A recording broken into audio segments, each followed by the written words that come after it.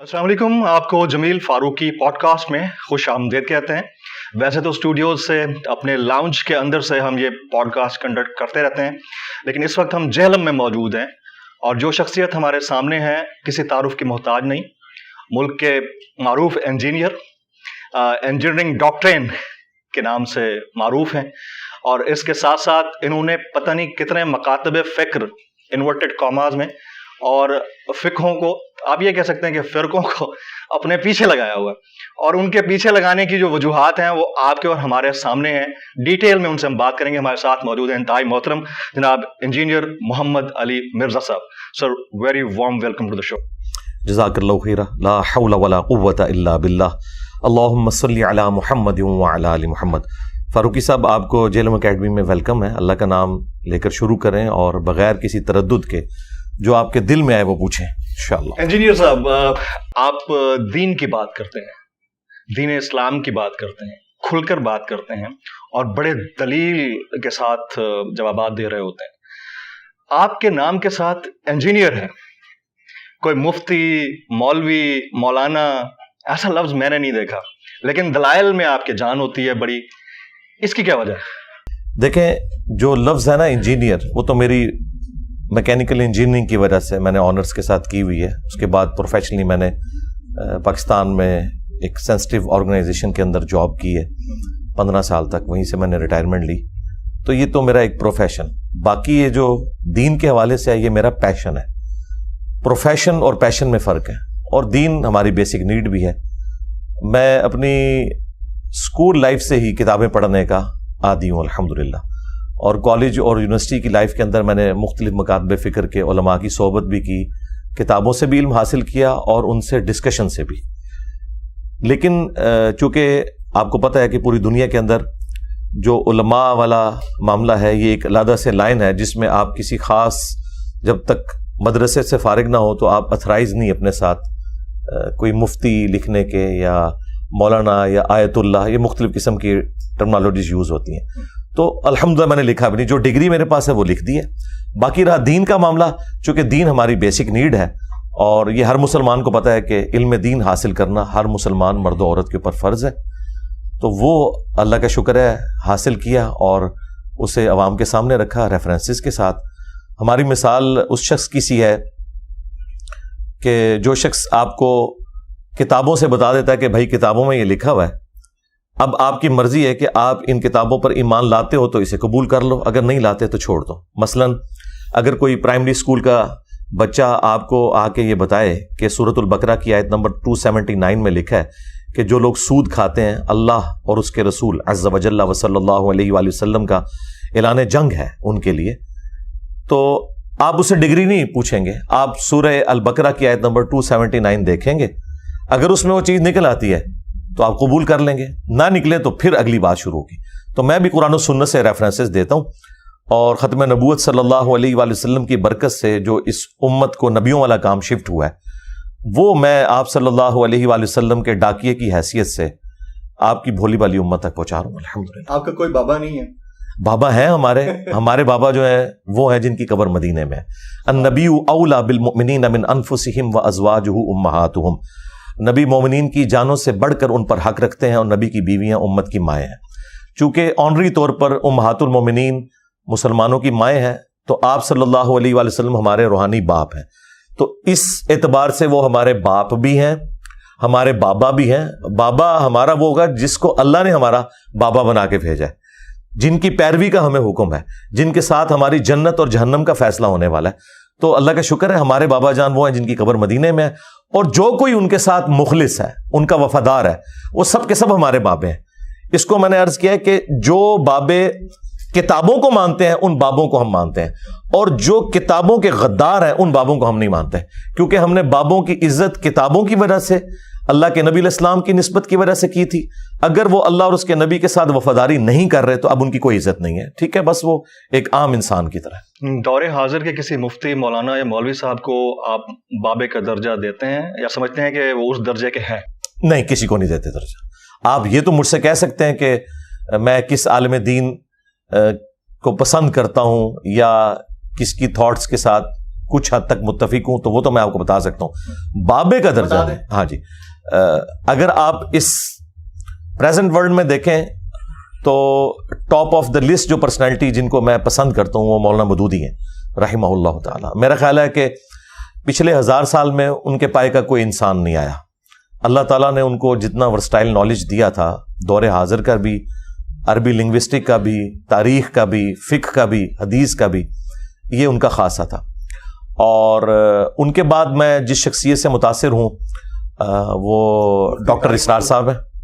نہیں, مفتی صاحب سے تو میں لطیفوں کی حد تک تو متاثر ہوں الحمدللہ, تعریف کرتا ہوں. میں نے کوٹ کیے ہیں ان کے لطیفے, پوری سند کے ساتھ بیان کیا کہ میں نے ان کے ویڈیو میں یہ لطیفہ دیکھا تھا. تو دوسرے نمبر پہ اگر کوئی شخصیت ہے تو ڈاکٹر اسرار صاحب رحمہ اللہ تعالی. اور ہاں, ڈاکٹر ذاکر نائک کو بھی آپ کہہ سکتے ہیں چوتھے نمبر پہ. تیسرے نمبر پہ مولانا اسحاق صاحب رحمہ اللہ تعالی. تو یعنی جن سے میں محبت رکھتا ہوں اس حوالے سے اور جنہیں میں استاد کے طور پر دیکھتا ہوں, ان میں سے میجورٹی تو دنیا سے جا چکے ہیں. پیر نصیر الدین نصیر صاحب, ان سے بھی میں نے ایک اکتساب کیا ان کی بکس سے, ان کی ویڈیوز کے ذریعے, ان سے ملاقات بھی ہے. اور کمپیریٹیو ریلیجن میں ڈاکٹر ذاکر نائک, احمد دیداد صاحب اپنی کوئی مثال نہیں رکھتے, اس میں کوئی شک نہیں ہے. اور دور حاضر میں جاوید احمد غامدی صاحب, چند چیزوں میں اختلاف کے باوجود میں انہیں امت کے لیے ایک نعمت سمجھتا ہوں کہ پڑھے لکھے طبقے تک جو پہلے دین سے برگشتہ تھا کم از کم انہوں نے ایک کمزور دھاگے سے خدا کے ساتھ جوڑ دیا انہیں. مفتی طارق مسعود صاحب اپنے بیانات میں بار بار ایک ہی بات کہہ رہے ہیں اور ہم اکثر ان کی ویڈیوز میں وہ بات سنتے ہیں. وہ کہتے ہیں کہ انجینئر مرزا بھگوڑا ہے. یہ بات ان سے پوچھنی چاہیے انفیکٹ, لیکن آپ سے اس لیے پوچھ رہا ہوں کہ کاؤنٹر آرگومنٹ تو آپ نے دینا ہے. ایسی بات وہ کیوں کر رہے ہیں؟ نہیں, اب نہیں کر رہے, پہلے کرتے تھے. اب یہ ایشو ریزالو ہو چکا ہے. ریزالو ہو گیا؟ جی جی, کافی عرصہ ہو چکے ہیں, آلموسٹ اس کو آپ سمجھ لیں 1 سال ہو چکا ہے ریزالو ہوئے ہوئے.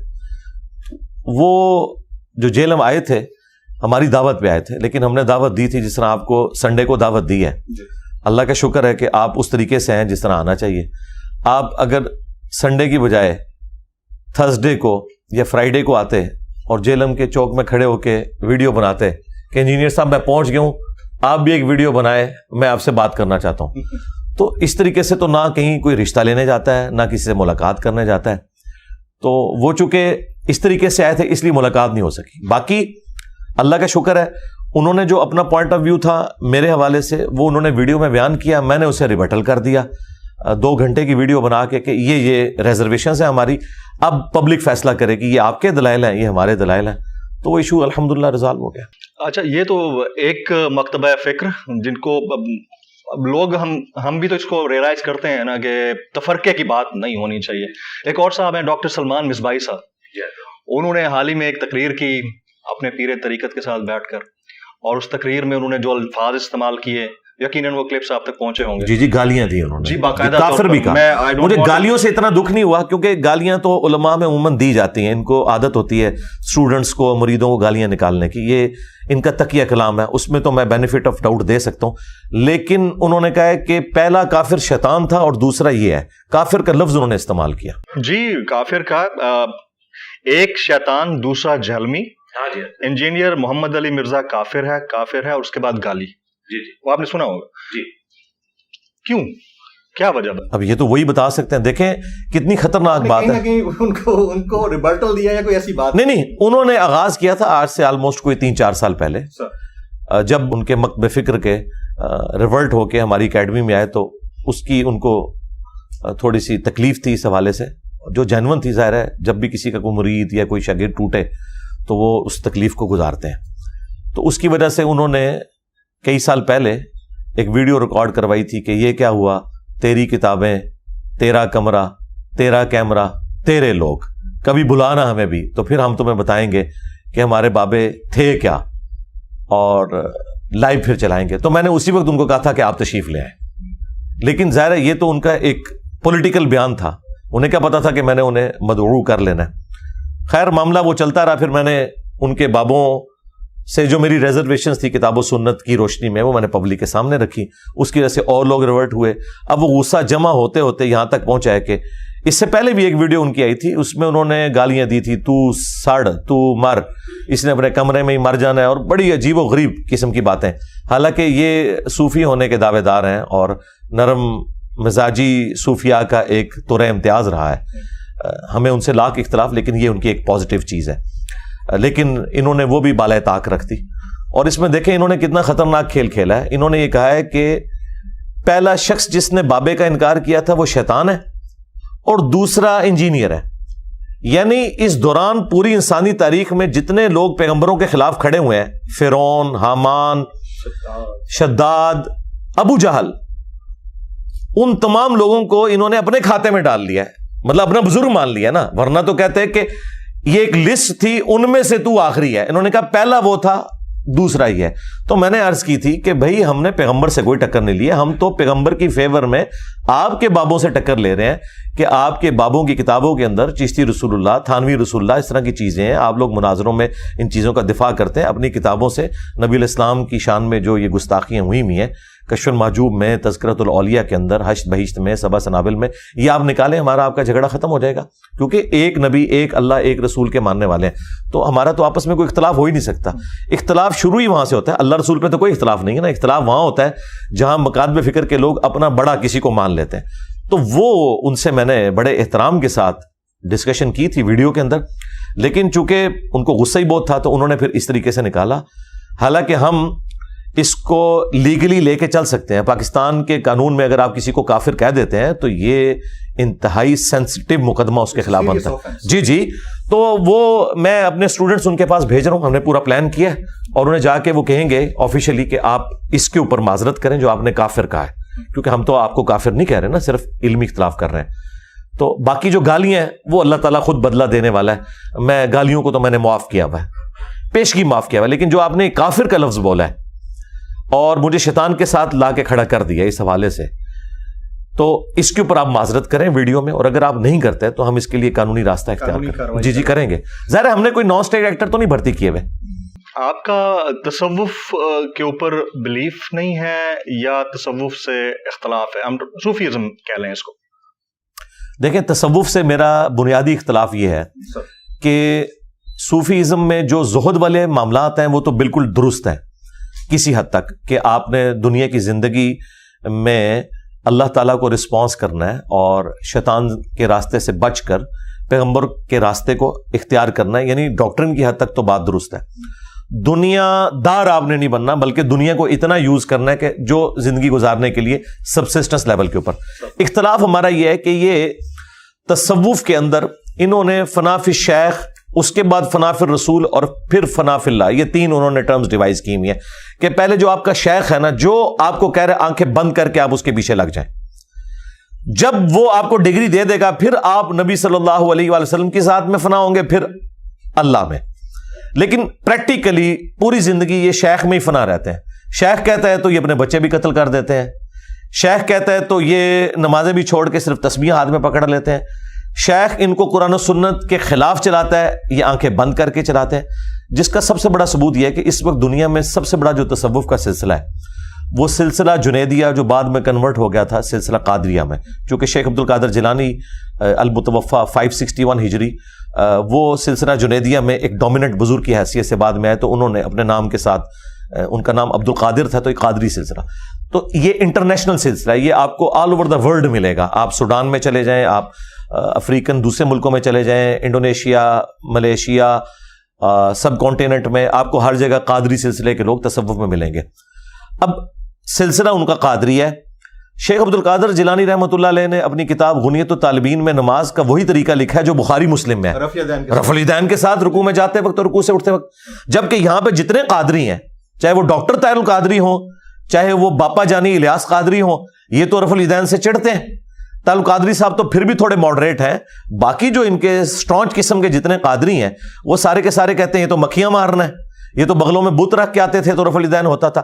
تو ہم ان سے صرف یہ پوچھتے ہیں کہ آپ فنا فی شیخ کیوں نہیں ابھی تک ہوئے؟ آپ عبد القادر جیلانی میں فنا نہیں ہوئے ابھی تک کہ ان کی نماز کا طریقہ ہی آپ اڈاپٹ نہیں کر سکے، اور الٹا آپ اس نماز کے طریقے کو غلط سمجھتے ہیں. تو جس شیخ کی نماز ہی غلط ہے اس شیخ سے آپ نے اور کیا لینا. لیکن حقیقتاً یہ ہے کہ ان کے شیخ کی نماز درست ہے، ان کی نماز جو ہے سنت سے ثابت نہیں ہے. 11ویں شریف عبد القادر جیلانی کی طرف انہوں نے منسوب کی ہوئی ہے، لیکن 11ویں کے اوپر صرف لنگر پکا کے کھاتے ہیں. ان کی کتاب سے نماز کا طریقہ نہیں پبلک کو بتا سکتے. کچھ بھی حالات ہو جائیں اس چیز سے تو ہم ڈینائی بہرحال نہیں کر سکتے کہ جو دلیل آپ دے رہے ہیں اس کے اندر وزن ہوتا ہے. میں نے کئی ویڈیوز آپ کی دیکھی. ریسرچ آپ خود کرتے ہیں یا آپ نے کوئی ریسرچر رکھا؟ دیکھیں ریسرچر تو نہیں رکھا. ریسرچر کوئی ہوتا تو کوئی ایک آدھ انجینئر اور بھی پروڈیوس ہو جاتا. یہ دنیا میں اتنی ہلچل مچی ہوئی ہے تو کس وجہ سے مچی ہے؟ دیکھیں اللہ تعالیٰ نے مجھے غیر معمولی صلاحیت دی ہے انجینئر ہونے کی وجہ سے کمپیریٹیو اسٹڈی کرنے کی. انجینئرنگ یونیورسٹی میں بھی میں نوٹس خود بنایا کرتا تھا. آج تک میرے نوٹس چلتے ہیں میکینیکل انجینئرنگ میں. تو یہ کمپیٹنسی میں نے یونیورسٹی سے حاصل کی. اس کے بعد دین کو تو میں پیرلل میں اسٹڈی کر رہا تھا. مجھے اللہ تعالیٰ نے اتنا حوصلہ دیا ہے کہ میں تمام مکاتب فکر کی بکس کو ان کے علماء کی تحقیقات کو اسٹڈی کرتا ہوں. پھر ان کے جو بڑے علماء ہیں ان کی ویڈیوز کو دیکھتا ہوں. پھر ایک دوسرے کے خلاف جو یہ لکھتے ہیں وہ بھی پڑھتا ہوں.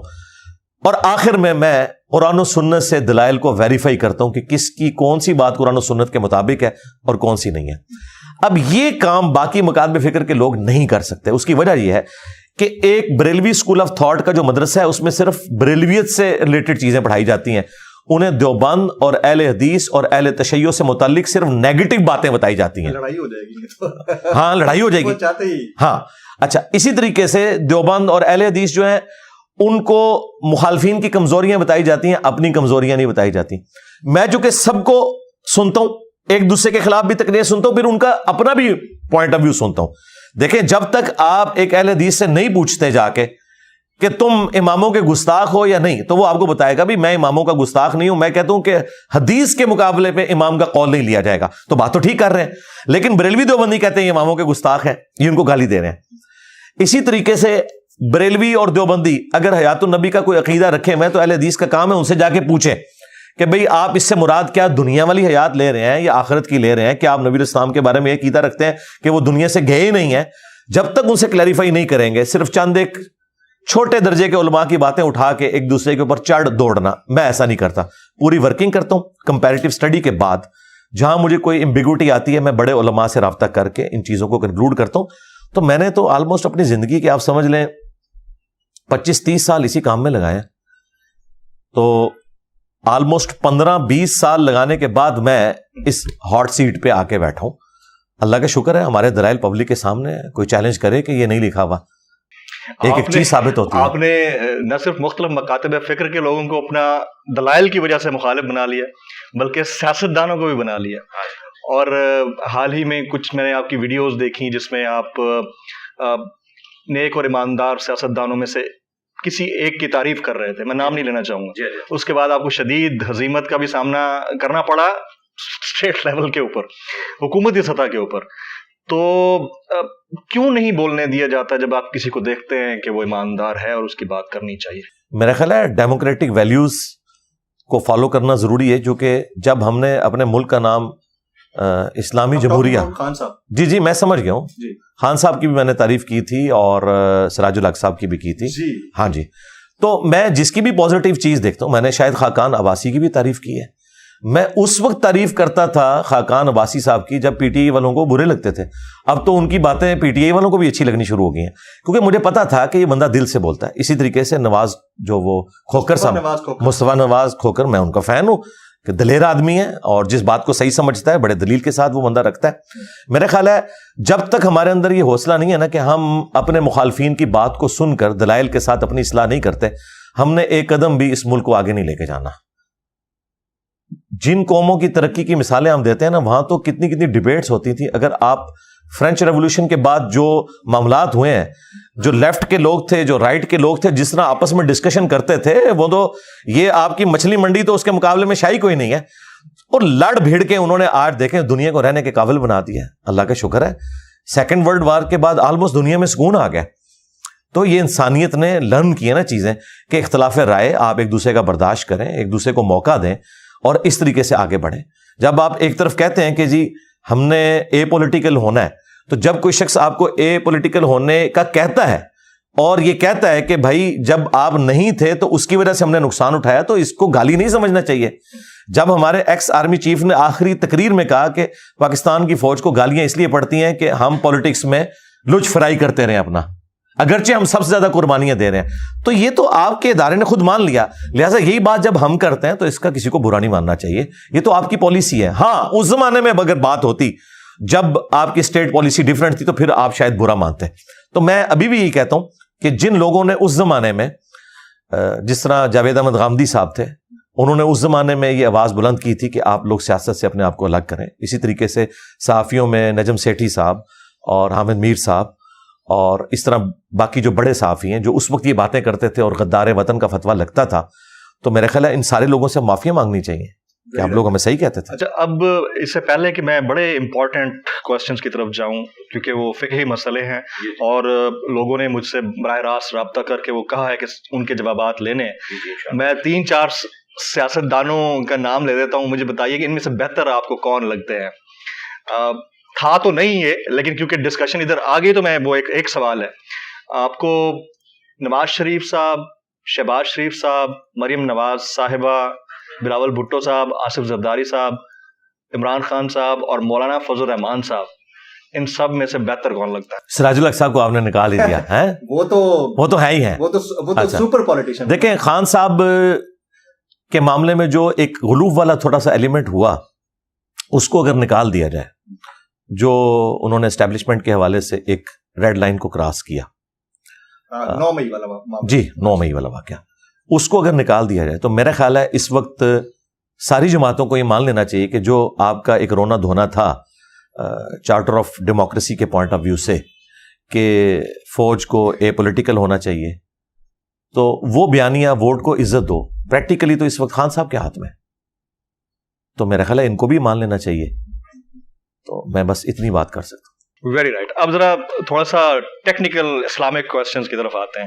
میں نے آپ کی ایک ویڈیو میں دیکھا تھا, آپ نے کہا کہ اگر کوئی چاند پہ ہو اور اس کو وہاں نماز پڑھنے کا موقع ملے تو اس کا قبلہ کس طرف ہونا چاہیے, تو آپ سیدھا زمین کی طرف دیکھیے. دیکھیں آپ میری ریسرچ بھی دیکھ لیجیے, میں کتنا آپ کو فالو کرتا ہوں, تو سیدھا زمین کی طرف دیکھیے, آپ کا قبلہ وہی ہے. اب اگر کسی نے چاند کے اوپر رہائش اختیار کر لی ہے, چاند کے اوپر پلاٹس بک رہے ہیں, لوگ وہاں رہنا شروع ہو گئے ہیں, اور چاند کے اوپر رمضان مبارک آ گیا ہے, چاند کے اوپر آپ نے روزے مکمل کر لیے ہیں, اب عید کا چاند دیکھنا ہے تو کیا کیا جائے؟ پہلی تو بات یہ ہے کہ سب سے پہلے ہمارے ملک کے جو پراپرٹی ڈیلرز ہیں, جی پراپرٹی ڈیلرز جتنے ہیں نا, سب سے پہلے تو یہ وہاں پہنچیں گے. ویسے میں آپ کو بتاؤں یہ پاسبل بھی ہے. اس وقت یہ بھی جو انڈیا والوں نے اپنا مشن بھیجا ہے, انہوں نے جو وہاں کی جو رپورٹ دی ہے اس کے مطابق چاند کی سرفیس کے اوپر جو پتھر ہے نا, اگر ان میں سے آکسیجن کو ریٹریو کیا جائے تو 8 ارب انسانوں کے لیے 1000 سال کی آکسیجن موجود ہے. 1000 سال تک اس وقت جتنے لوگ ہیں نا, یہ 1000 سال تک کم از کم چاند پہ رہ سکتے ہیں, لیکن وہ اگر حاصل کر لی جائے. عید کیسے منائیں؟ ہاں جی, عید تو میرے بھائی یہاں پہ بھی ایک نہیں ہو رہی ہے, تو میرا خیال ہے کہ جس کا دل کرے سعودیہ کے ساتھ کر لے, جس کا دل کرے پاکستان کے ساتھ کر لے. سیٹلائٹ سے کنیکشن ہوگا اور سعودیہ والوں سے رابطہ کیا جائے. ظاہر ہے اس کے لیے دیکھیں جو مرکزی پوائنٹ ہے وہ تو زمین ہی ہے نا, چاند کو دیکھنے کے پوائنٹ آف ویو سے, تو ظاہر ہے کہ اسی چیز کو فالو کیا جائے. جب انسان چاند پہ پہنچ جائے گا تو اس کا زمین کے ساتھ بھی رشتہ رہے گا. ابھی دیکھیں میں نے جو اس میں ایک اور بات کی تھی کہ صحیح مسلم میں حدیث ہے کہ جب دجال دنیا میں آئے گا تو پہلا سال 1 سال کا دن ہوگا, دوسرا دن 1 مہینے کا, تیسرا 1 ہفتے کا, اور اس کے بعد نارمل دن. تو صحابہ کرام نے کہا کہ ہم نمازوں کا کیا کریں گے, تو آپ نے فرمایا تم اس اعتبار سے اسے کاؤنٹنگ کر لینا, اس کو شمار کر لینا. اب اس زمانے میں تو لوگ شمار نہیں کر سکتے تھے, اس زمانے کی ضرورت تھی تو اب شمار ہے. 24 گھنٹے کے دن رات والا معاملہ وہاں پہ چل رہا ہے, اگرچہ سورج افق کے لانگ چلتا ہے 6 مہینے تک, لیکن دن رات انہوں نے اس اعتبار سے ڈیوائڈ کیے ہوئے ہیں. آپ عشاء کی نماز بھی سورج نکلی ہوئی حالت میں پڑھ رہے ہوتے ہیں, تو اس کے لیے جو سٹینڈرڈ ہے وہ تو گرین وچ ٹائم سے لیا ہوا ہے نا, تو ٹھیک ہے زمین ہی سٹینڈرڈ ہوگی, زمین کو سٹینڈرڈ مانا جائے اور اس اعتبار سے عید. اچھا, چندریان کے چاند پر پہنچنے کے بعد چاند اتنا پاک ہے کہ عید کے لیے دیکھا جا سکے. یہ افغان ٹک ٹاکر ہیں جنرل مبین, یہ کل ان کا سٹیٹمنٹ ہے کہ انڈیا, وہ ازراہ تفنن انہوں نے کہا ہوگا لیکن کہا ہے کہ انڈیا کا چندریان وہاں پہنچ گیا, انہوں نے ترپال ڈال لی اور ہم مسلمان اب ہندوؤں کو دیکھتے رہے اور اس کو دیکھ کے اب چاند کو دیکھ کے عید منائیں تو کیسا؟ نہیں, یہ تو جذباتی بات ہے. میرا خیال ہے اس طرح کی بات نہیں کرنی چاہیے اور ہمیں اپریشیٹ کرنا چاہیے. میں تو بہت خوش ہوں, جی میں خوش ہوں اس اعتبار سے کہ شکر ہے کہ سب کانٹیننٹ کے لوگوں نے جو دنیا کو کسی زمانے میں لیڈ کرتے تھے, सोने की चिड़िया थी ये जगह। गोरे हमारे बाद आके ईस्ट इंडिया कंपनी बना के हमसे सब कुछ हथिया के हमें पीछे छोड़ के, तो मुझे तो खुशी है इंडिया की तरक्की में पाकिस्तान की तरक्की भी है, ये पूरा रीजन तरक्की करेगा। देखें इंडिया और चाइना की आपस में कितनी दुश्मनी है, लेकिन सैकड़ों बल्कि हजारों बिलियंस ऑफ डॉलर्स की उनके आपस में ट्रेड होती है दुश्मनी के बावजूद, और हम अभी तक जज्बाती डॉक्ट्रिन को लेकर चल रहे हैं। मैं बिल्कुल इस हक में नहीं हूं कि इंडिया पाकिस्तान की कोई जंग हो, लड़ाई हो, दोनों गरीब मुल्क हैं, एक दूसरे को मार बैठेंगे। हमें अपनी इकोनॉमी को दुरुस्त करना चाहिए। अगर चाइना ने 90% लोग 30 साल के अंदर पॉवर्टी लाइन से ऊपर ले लिए, तो हम नहीं अपने लोगों को ऊपर ला सकते, हम तो नीचे ही नीचे जा रहे हैं। ये बहुत अफसोसनाक बात है। अफसोसनाक। अब जरा आते हैं नजम सेठी साहब के साहबजादे, उनसे मंसूब एक खबर कुछ दिन पहले चली। अली सेठी नाम है उनका, और खबर ये थी कि उन्होंने अपनी पसंद के मुताबिक मुबैना तौर पर अपनी ही टीम के एक बंदे से शादी कर ली है। हम जिन्स परस्ती से मुताल्लिक दीन क्या कहता है, जो कि बहुत खतरनाक हद तक इनकलकेट करती जा रही है सोसाइटी में। देखिए अब ये जो खबर है ना, इसके साथ तो मैं जवाब को रिलेट नहीं कर सकता क्योंकि मेरे पास कोई अथेंटिसिटी नहीं है। मैंने इसीलिए मुबैना, हाँ जी, मुबैना यानी बयान की गई। तो इससे हटके मैं बात कर लेता हूं। इस्लाम में जिन चीजों के ऊपर इत्तफाक राय है, इजमा है, उनमें से एक चीज ये होमोसेक्सुअलिटी के पॉइंट ऑफ व्यू से है कि ये हराम है। और मैं आपके कैमरे की वसातत से इतनी हैरान कुन बात करूं कि कुरान पाक में बदकारी और जिना की उतनी मजम्मत नहीं आई है जितनी इस काम की आई है, क्योंकि लूत अलैहिस्सलाम की कौम की हलाकत की वजह ज्यादा दफा डिस्कस हुई है एज कंपेयर टू उस मामले के। तो इसकी हुर्मत के ऊपर तो इजमा है। ना मर्द की मर्द से शादी हो सकती है, ना औरत की औरत से शादी हो सकती है। ज़ाहिर है ये इंसानियत का पूरा सिस्टम मर्दों औरत की वजह से चल रहा है, एक खानदानी निज़ाम की वजह से।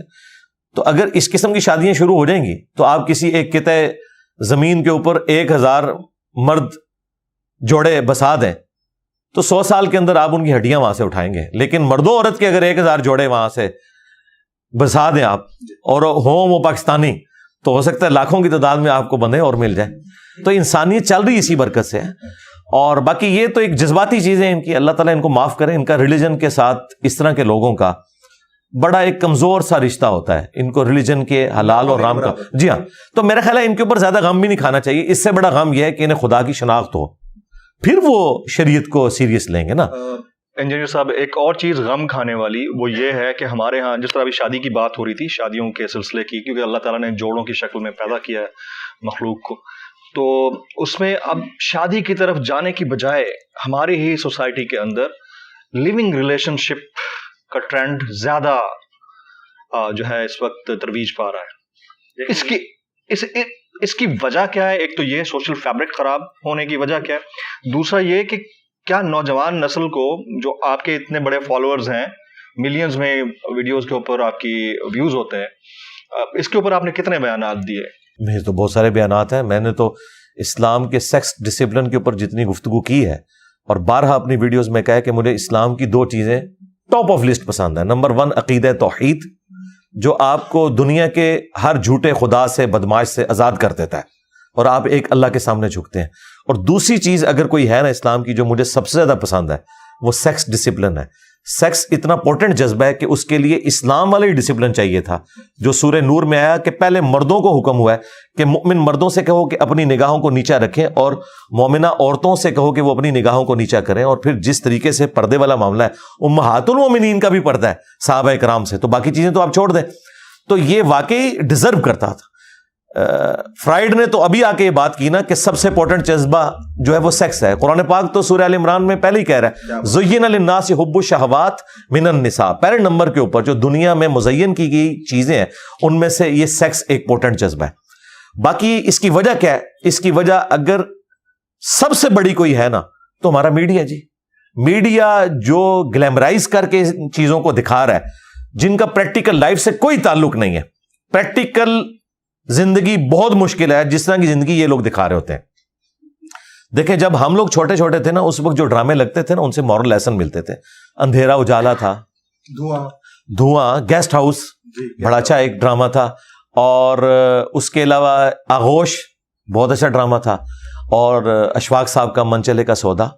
یعنی آپ کچھ لے کے نکلتے تھے اس میں سے. آرٹ بھی لگائے تو آپ کو لگے گا کہ یہ ڈرامے ہوا کرتے تھے. اور انٹرٹینمنٹ بھی اگر ہوتی تھی 50-50, آرٹ بھی اس کے مقابلے کا کوئی پروگرام نہیں ہے. کوئی ولگر چیز نہیں ہوتی تھی, اس کے باوجود ہر طرح کا میسج بھی ڈلیور ہو جاتا تھا. اور آپ دیکھیں اس وقت سڑکیں ویران ہو جایا کرتی تھی. 8 سے 9 جب ڈرامہ لگتا تھا سڑکیں ویران ہو جاتی تھی. بانو قدسیہ کا ڈرامہ آ رہا ہے, جی اشفاق احمد کا ڈرامہ, جی ان کا آ رہا ہے. اور لوگ اتنے شوق سے, بلکہ چند گھروں میں ٹی وی ہوا کرتے تھے, لوگ ان گھروں میں جمع ہوتے تھے اور ڈرامہ دیکھتے تھے. اب یہ جو ڈرامے دکھا رہے ہیں یہ تو اس زمین کی مخلوق ہی نہیں ہے. یہ پاکستان کیا دنیا کے معاشرے کا بھی 0.0001% لوگ ہیں جن کی زندگی یہ دکھا رہے ہیں. اس کا عام بندے کی زندگی کے ساتھ تو کوئی تعلق ہی نہیں. چند ایک آپ کہہ سکتے ہیں کہ کوئی ڈرامے ایک اچھے ہیں, ادروائز تو مطلب اس وقت جو ڈرامے ہیں تو ڈرامہ بازی لگائی ہوئی ہے. یوٹیوب اور دیگر سوشل میڈیا ایپس, ان کی ارننگ حلال ہے حرام؟ ہمارا تو پوائنٹ آف ویو اس میں یہ ہے کہ جو ایڈز شریعت کے مطابق ہیں ان کی کمائی حلال ہے, اور جو ایڈز شریعت کے مطابق نہیں ہیں ان کی کمائی حرام ہے. کون سے ایڈ شریعت؟ مثال کے طور پر اگر آپ شراب کی مشہوری کا ایڈ چلاتے ہیں تو اسلام میں تو جامع ترمذی میں واضح حدیث ہے, شراب نکالنے والا, شراب بیچنے والا, خریدنے والا, اسے لوڈ کرنے والا سواری پہ, ان لوڈ کرنے والا, 10 طرح کے لوگوں کے اوپر نبی الاسلام نے لعنت فرمائی ہے. تو ظاہر ہے کہ اس کی ایڈورٹیزمنٹ بھی حرام ہوگی. ہاں, صابن ہے, شیمپو ہے, اس کا استعمال حلال ہے.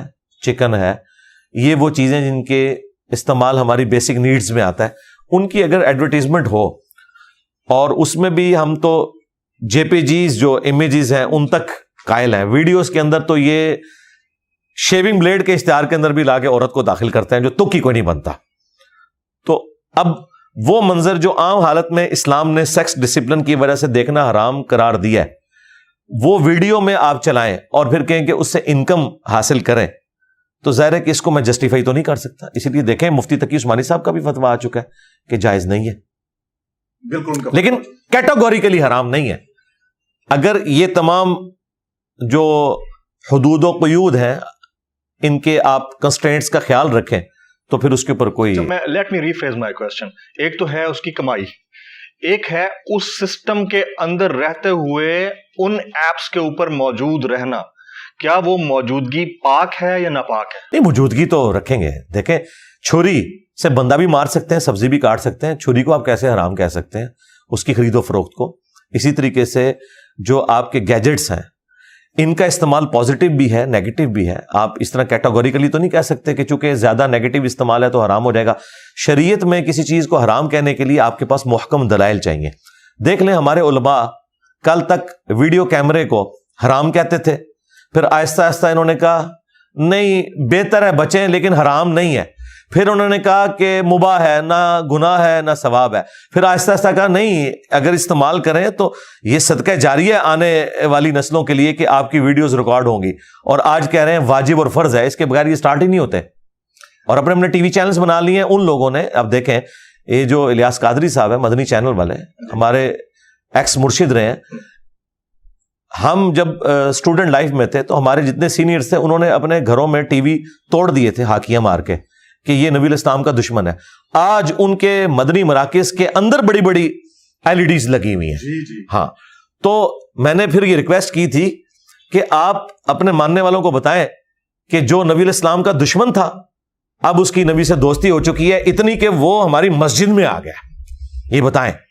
ایک کتابچہ ویسے انہوں نے لکھا, جی ایک کتابچہ انہوں نے لکھا کہ میں پہلے ویڈیو کیمرے والے معاملے کو حرام سمجھتا تھا لیکن اب جائز سمجھتا ہوں. یہ انہوں کی ایک نیکی ہے کہ انہوں نے کی ہے, لیکن اسے ذرا کھول کر بیان کرنا چاہیے تھا کہ جو آپ پرانے خواب بیان کیا کرتے تھے کہ جی ٹی وی جب گھر سے نکالا تو نبی الاسلام کی زیارت ہوگی, تو آپ نے تو مسجد میں لا کے ٹی وی داخل کر دی ہے.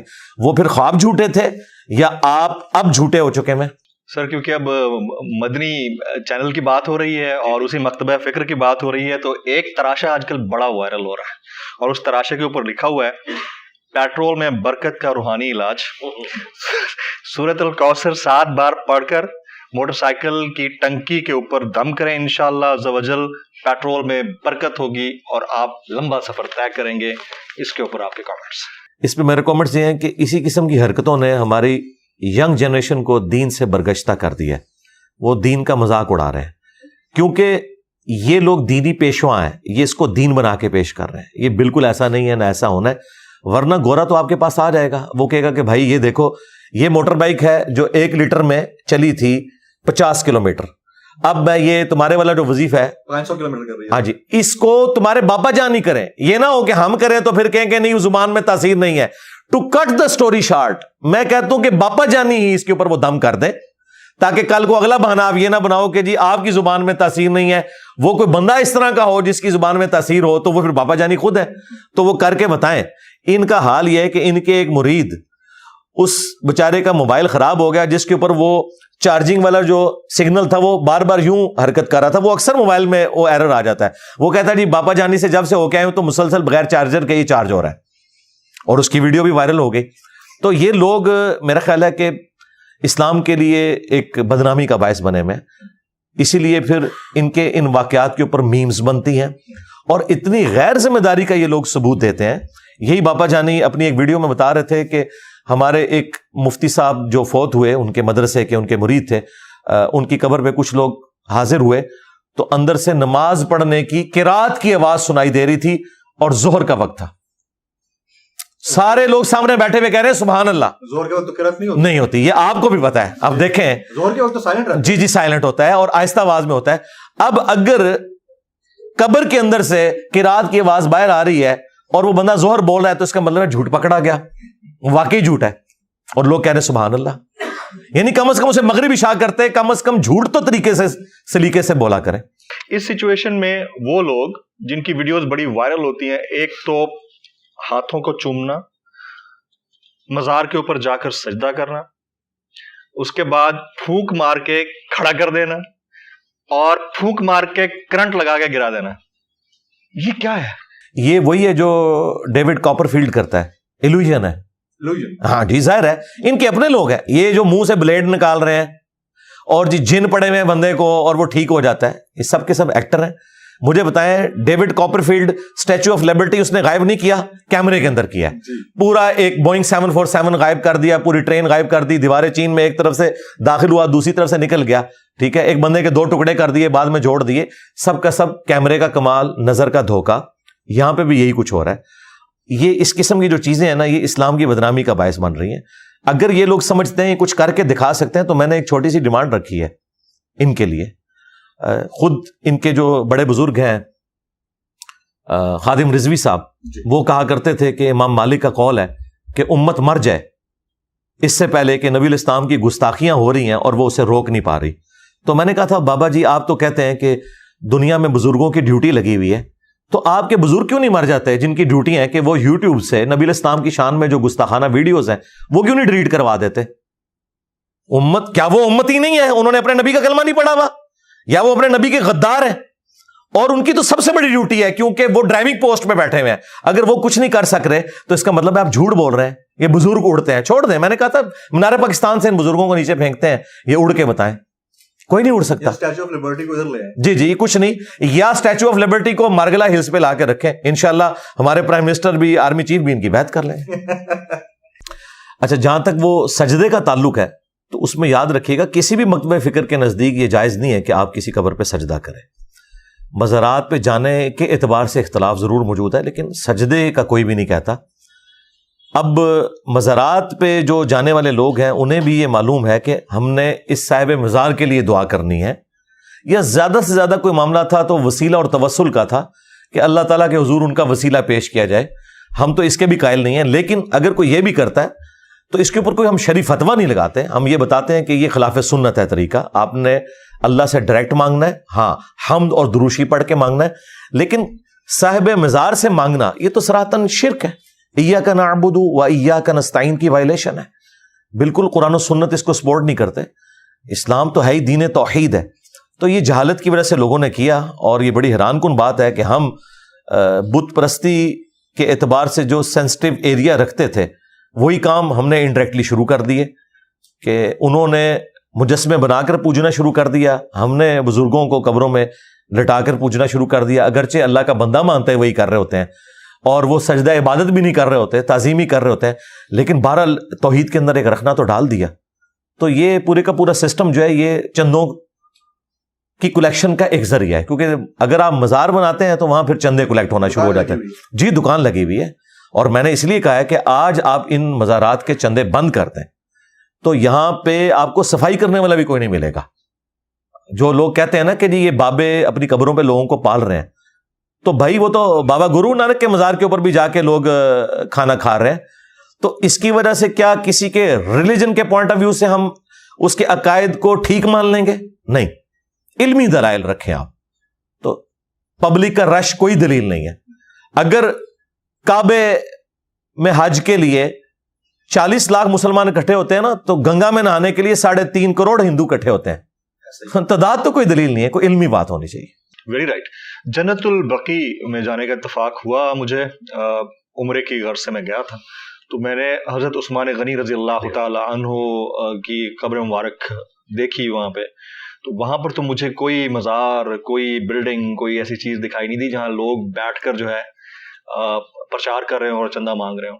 تو یہ ٹرینڈ صرف ہمارے ساؤتھ ایسٹ ایشیا کے اندر کیوں ہے؟ وہاں بھی تھا, یہ تو اللہ تعالیٰ نے وہاں پہ مہربانی فرمائی ہے. جو آٹومانم امپائر تھی انہوں نے 1517 سے لے کر 1917 تک 400 سال تک خانہ کعبہ میں 4 مصلے بھی ڈالے ہوئے تھے, 4 فرقوں کے نام کے اوپر, حنفی, شافعی, مالکی, حنبلی. ایک دوسرے کے پیچھے نماز بھی نہیں پڑھتے تھے. ویسے کہتے تھے کہ چاروں اہل سنت کے امام ہیں, لیکن ایک دوسرے کے پیچھے نماز نہیں پڑھتے تھے, پیرلل میں جماعتیں کرواتے تھے. دوسرا انہوں نے مزارات بنوائے. یہ مزارات بنے ہوئے تھے, لیکن یہ آپ کی بات درست ہے, یہ نبی الاسلام, صحابہ, تابعین, تبع تابعین نے نہیں, بلکہ نبی الاسلام کی وفات کے 650 سال بعد یہ مزارات بننے شروع ہوئے. اور پھر جب سعودی حکومت آئی 1926 کے اندر, انہوں نے آ کے سارے مزارات گرائے اور انہوں نے سنت کے مطابق اسے بحال کیا. مسلم شریف میں واضح حدیث ہے, میں تمہیں منع کرتا ہوں قبروں کو پکا کرنے سے, قبروں پر بیٹھنے سے, مجاور بن کے بیٹھنا بھی اور ڈائریکٹ بیٹھنا بھی حرام ہے, اور قبروں پر عمارت بنانے سے. تو عمارتیں انہوں نے گرا دی تھی. تو نبی الاسلام کی 3 بیٹیاں آپ کی اپنی زندگی میں فوت ہوئی ہیں, آپ نے کسی کا مزار نہیں بنوایا, سب کو سمپل طریقے سے دفن کیا. اسی طریقے سے مولا علی علیہ السلام نے سیدہ فاطمہ کا کوئی مزار نہیں بنایا. یہ بعد میں سارے سلسلے شروع ہیں, اور یہاں پہ تو یہ سارے سب کانٹیننٹ کی جو چیزیں ہیں, یہ ظاہر ہے حکمرانوں نے چونکہ صوفیاء کو ایک مقام دینا شروع کر دیا تھا, خود مزاروں پہ جا کے بیٹھتے تھے. جس طرح آپ کو پتہ ہے ہمارے ملک میں پڑھے لکھے وزیر اعظم بے نظیر بھٹو, نواز شریف, یہ جا کے وہ بابے درکے کے پاس بیٹھتے تھے جس کے کپڑے بھی پورے نہیں تھے, اور بے نظیر نے تو وہاں تک ایک سڑک بھی بنوا دی ہوئی تھی. خود بی بی صاحبہ شہید ہو گئی, اس کے بعد ان کا مزار بن چکا ہے, اب لوگ وہاں حاضری دیتے ہیں چڑھاوے. جی, اور ذوالفقار علی بھٹو صاحب, ان کا بھی. اچھا ذرا اب سودی بینکاری نظام کی طرف آتے ہیں. دیکھیں یہ بڑا امپورٹنٹ ہے, and it's very sensitive as well. میرا اگر ایک کرنٹ اکاؤنٹ ہے, اس میں پیسہ پڑا ہوا ہے, اور جس طرح ہماری کرنسی ڈی ویلیو ہو رہی ہے اور کرنٹ اکاؤنٹ کے اندر پڑا ہوا پیسہ مزید کم ہو رہا ہے, isn't rightly so کہ وہ پیسہ سیونگ اکاؤنٹ میں ہو, کم از کم وہ جو ڈیپریسیشن ہے وہ ڈیپریسیشن کاسٹ افیکٹو ہو, اور اس میں ہمارا پیسہ جو پڑا ہے تھوڑا سا پروفٹ مارجن کے ساتھ بڑھ جاتا ہے ایوری منتھ یا اینولی, کیونکہ وہ سسٹم نے ہمیں ایسا دیا ہے. اگر سسٹم نے نہ دیا ہوتا تو ہم جب اے ٹی ایم سے پیسے نکالنے جاتے ہیں تو اس کی بھی 10 سے 15 روپے فیس پرچی نکلنے کی بار آتی ہے, that is counted as an interest. تو اگر انٹرسٹ ہے ہی سسٹم کا حصہ تو ہم اس کو حرام کہہ سکتے ہیں؟ سب سے پہلے تو کلیئر کر لیں کہ جو اے ٹی ایم کے چارجز ہیں وہ انٹرسٹ نہیں ہے, وہ سروس چارجز ہیں. اے ٹی ایم کی بجائے وہاں کلرک بیٹھا ہوتا اور آپ اس کی خدمات حاصل کرتے تو آپ نے اس کے سروس چارجز تو دینے تھے, لہٰذا وہ انٹرسٹ نہیں ہے. انٹرسٹ کی بیسک ڈیفینیشن ہے پیسے کے بدلے پیسہ. جب سروسز انوالو ہو جائے یا کموڈٹی انوالو ہو جائے پھر سود والا معاملہ ختم ہو جاتا ہے, آپ اس کو پھر ربا نہیں کہیں گے. اب یہ جو پیسہ ڈی ویلیو ہونے والا مسئلہ ہے, تو یہ مسئلہ بھی تو تھرڈ ورلڈ کنٹریز کا ہے نا, یورپ امریکہ کا نہیں ہے. اچھا, کتنی حیران کن بات ہے کہ ہمارے جو وائزین ہیں وہ حکمرانوں کو خوش کرنے کے لیے کہ کہیں کسی کے اندر کوئی تڑپ نہ پیدا ہو جائے سسٹم کو چینج کرنے کی, وہ ہمیں میٹھی نیند سلا دیتے ہیں یہ کہہ کے کہ آپ کو گناہوں کی سزا مل رہی ہے. یہ قیامت کی نشانی ہے. یار قیامت کی ساری نشانیاں پاکستان میں پوری ہونی ہے, یورپ امریکہ تو اوپر جا رہا ہے, وہاں تو قیامت کی کوئی نشانی پوری نہیں ہو رہی. یہ سب کے سب ڈرامہ بازی ہے. یہ ہمیشہ سے یہ علماء سو حکمرانوں کو اس طرح کی فیول کرتے رہتے ہیں, ان کو اٹھاتے رہتے ہیں تاکہ عوام جو ہے نا وہ میٹھی نیند سوئی رہے. اس کا سولوشن کیا ہے؟ سولوشن یہ ہے کہ یہ جو انٹرسٹ ریٹ اس وقت تقریباً 20% تک جا چکا ہے. ہاں جی, میں سمجھتا ہوں یہ بھی ابھی کام ہے کمپنسیشن کے پوائنٹ آف ویو سے دیکھا جائے, کیونکہ 2.5% تو آپ نے زکات نکالنی ہے سال کی, سر وہ بھی نکالنی ہے, اوپر سے جو ڈیپریسیشن ہے وہ سارا کچھ. اچھا, اس کا پھر بہتر سولوشن یہ ہے کہ آپ گولڈ رکھیں اپنے پاس. ہاں, گولڈ رکھا جائے, ڈالرز رکھے جائیں. گولڈ 1 سال کے اندر ڈبل ہو چکا ہے. دنیا کا کوئی کاروبار آپ کو یہ پروفٹ نہیں دے سکتا کہ آپ کے پاس اگر پچھلے سال 1 ملین تھا اور وہ 2 ملین بن جائے. گولڈ تو کر رہا ہے اور حلال بھی ہے. وہ آپ کو زکات والا معاملہ بھی اس میں سے ریزالو ہو جائے گا, ڈی ویلیو والا مسئلہ بھی حل ہو جائے گا, یا پھر آپ جو میجر کرنسی ہے, ڈالر ہے یا پاؤنڈ ہے, ہاں اس طرح کی آپ کرنسی اپنے پاس رکھیں.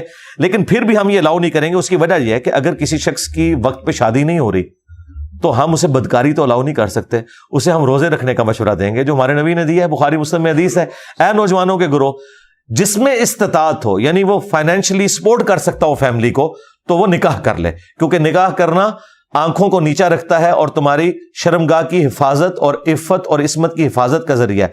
اور جو نکاح کی استطاعت نہ رکھے اسے چاہیے کہ روزے رکھ کے اپنی شہوت کو ٹھنڈا کرے. تو آلٹرنیٹو سولوشن یہ ہے کہ آپ گولڈ کی شکل میں اپنی سیونگز کو رکھیں. اب آ جاتے ہیں ذرا عذاب قبر. جو ہم نے باتیں سنی ہیں, دیکھیں ہمارا اکثر جو فیتھ ہے وہ ڈیولپ ایسے ہوتا ہے جو ہمیں فیملی سے ملا ہے, اور یہ فارچونیٹ کہیں انفارچونیٹ کریں, بہرحال اس کو فالو کرنا پڑتا ہے. عذاب قبر اور روز محشر پہ ہونے والے حساب کے درمیان کیا فرق ہے اور اس کو کس طرح سے سمجھا جائے؟ دیکھیں, اسلام کی روح سے قرآن حکیم میں اللہ تبارک و تعالیٰ نے اپنے جو مجرمین ہیں ان کے لیے عذاب کی 4 قسطیں بیان کی ہیں. سب سے پہلی قسط آئی ہے سورہ السجدہ کے اندر کہ ہم دنیا کی زندگی میں بھی انہیں کچھ تکلیف دیں گے تاکہ یہ ہماری طرف پلٹ آئیں. اس کے لیے عذاب کا لفظ استعمال ہوا, یعنی تکلیف. تو پہلی عذاب کی قسط دنیا میں آتی ہے تاکہ آپ اللہ کی طرف پلٹ آئیں. وہ اللہ تعالیٰ آپ کو ایک موقع پرووائڈ کرتا ہے. اگر آپ نے وہ اویل نہ کیا تو پھر اب دوسری قسط آنی ہے. وہ ہے سورہ المائدہ میں, سورۃ النساء میں, سورۃ الانعام میں اور سورتوں میں, کہ جب باغی لوگوں کی موت کا وقت قریب آتا ہے تو قرآن میں آیا کہ فرشتے ان کے منہ اور پیٹھوں کے اوپر ہتھوڑے مارتے ہیں اور کہتے ہیں نکالو جان اپنی. یہ دوسری قسط ہے جو عذاب کی ہر ایک بندے کو آنی ہے. تیسری قسط ہے جو قبر والی ہے. قبر تو ایک استارہ ہے, اصل میں یہ برزخ ہے, ان سین بیریئر. وہ مٹی کی ڈھیری بھی ہو سکتی ہے, وہ سمندر کا پیندہ بھی ہو سکتا ہے, وہ ایئر کریش میں آپ کی لاش کا ہواؤں میں بکھرنا بھی ہو سکتا ہے, وہ شیر کا پیٹ بھی ہو سکتا ہے. وَمِن وَرَائِهِمْ بَرْزَخٌ إِلَى يَوْمِ يُبْعَثُونَ, سورۃ المومنون کی آیت نمبر 100 ہے. ان کے مرنے سے لے کر قیامت تک ان سین بیریئر ہے. چونکہ عموماً قبر میں دفن کیا جاتا ہے اس لیے قبر کی بات ہوتی ہے, ورنہ یہ برزخ ہے, ان سین بیریئر. اس کا ذکر بھی قرآن میں موجود ہے سورۃ المؤمن میں, جسے سورہ غافر کہتے ہیں, کہ فرعونی صبح و شام آگ پر پیش کیے جاتے ہیں اور پھر جب آخرت کا دن آئے گا تو بڑی آگ پہ پیش کیے جائیں گے. تو یہ تیسری قسط ہے, عذاب قبر کہہ لیں, عذاب برزخ. اور چوتھی قسط ہے جو الٹیمیٹ قسط ہے, وَلِعَوْذُ بِاللَّهِ تَعَالَى اللَّهُمَّ أَجِرْنَا مِنَ النَّارِ, وہ قیامت والے دن جو فیصلہ ہونا ہے. تو یہ 4 قسطیں, چاروں ثابت ہیں, چاروں قرآن سے ثابت ہیں. بخاری مسلم میں عذاب قبر کے اوپر احادیث ہیں. امام بخاری نے باقاعدہ جب صحیح بخاری کے اندر عذاب قبر سے متعلق احادیث لی ہیں کہ قبر میں سوالات ہوں گے اور اسی طریقے سے گناہگاروں پر عذاب مسلط ہوگا اور نیک لوگوں کے لیے آسانی ہوگی, تو اس کی ہیڈنگ میں انہوں نے آیت کوٹ کی ہے سورۃ المؤمن کی, کہ فرعونی صبح شام آگ پر پیش کیے جاتے ہیں. حالانکہ قیامت تو ابھی نہیں آئی ہے, فرعونی پیش ہو رہے ہیں کیونکہ وہ اپنا عذاب کاٹ رہے ہیں. اس میں صرف ایک ایمبیگوٹی آتی ہے کہ ایک بندہ آج سے 10,000 سال پہلے فوت ہوا, ایک بندہ آج فوت ہو رہا ہے, ہو سکتا ہے 500 سال بعد قیامت آ جائے. اس نے 10,500 سال قبر میں گزارے اور اس نے صرف 500 سال گزارے. نہیں, ایسا نہیں ہے. اس کی وجہ یہ کہ اللہ تعالیٰ ایک ہی جگہ پر مختلف لوگوں پر مختلف حالت طاری کر سکتا ہے, ایک ہی فریم آف ریفرنس کے اندر. دیکھیں, یہ ہمارا خود تجربہ ہے. سخت گرمیوں میں اگر آپ کو ملیریا ہو, 2 رضائیاں بھی اڑا دی جائیں نا, آپ کی ٹھنڈ نہیں ختم ہوتی, اور دوسرے لوگ گرمی سے چیخیں مار رہے ہوتے ہیں. ایک ہی جگہ پر 2 مختلف بندوں پر 2 بالکل 180 ڈگری حالتیں دنیا میں ہم نے طاری ہوتے ہوئے دیکھی ہیں. اللہ تعالیٰ چاہے تو کسی شخص کے 500 سال کو اس کے لیے اتنا لمبا کر دے کہ وہ 10,000 سال کے برابر ہو, اس کے اوپر وہ ٹائم اس طریقے سے گزارے. اور آج تو سائنس کی برکت سے ہمارے لیے میتھمیٹیکل ایکویشنز جو آئنسٹائن نے ڈیولپ کر کے دی, ہاں جی, المتوفا 1956 عیسوی, ان کے لیے میں نے بولا تھا حافظ اللہ بول دیتے اگر وہ زندہ ہوتے.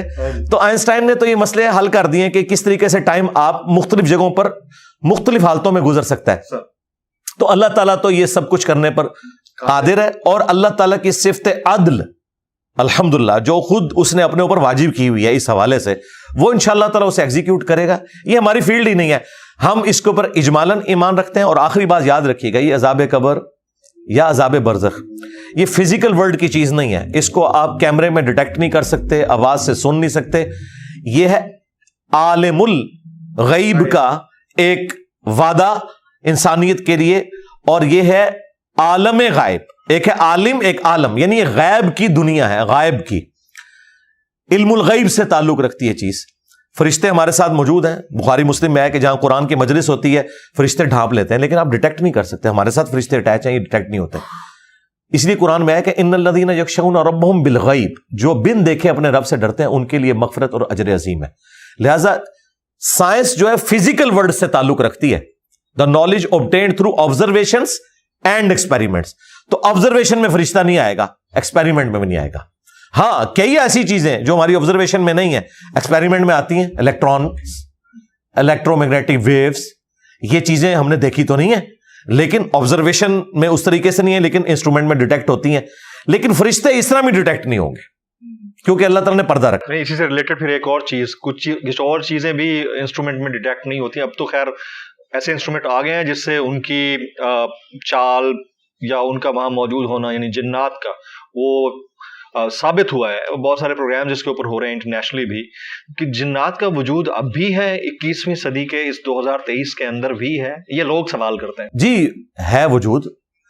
اب جنات والا معاملہ بھی یہی ہے کہ اگر وہ کوئی ایسا سمٹم دے کے جائیں, جی ان کی فیمیلز ہوتی ہیں نا, ہاں جی فیمیلز ہوتی ہیں, تو وہ چڑیلیں ہوتی ہیں, پریاں نہیں ہوتی ہیں. فرشتوں کا اگر کوئی جینڈر ہوتا تو پریاں ہوتی, چڑیلیں ہی ہوتی ہیں زیادہ تر.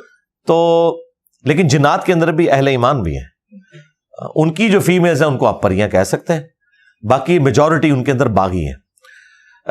جنات کا جو معاملہ ہے نا جی, اگر وہ خود کوئی سگنل دے دیں, انسانی شکل میں بھی آ سکتے ہیں, اسی طریقے سے کسی جانور کی شکل میں بھی آ سکتے ہیں, یہ تو احادیث موجود ہیں بخاری مسلم میں. جب تک وہ خود سگنل نہ دیں آپ اس کو اس طریقے سے ڈیٹیکٹ نہیں کر سکتے.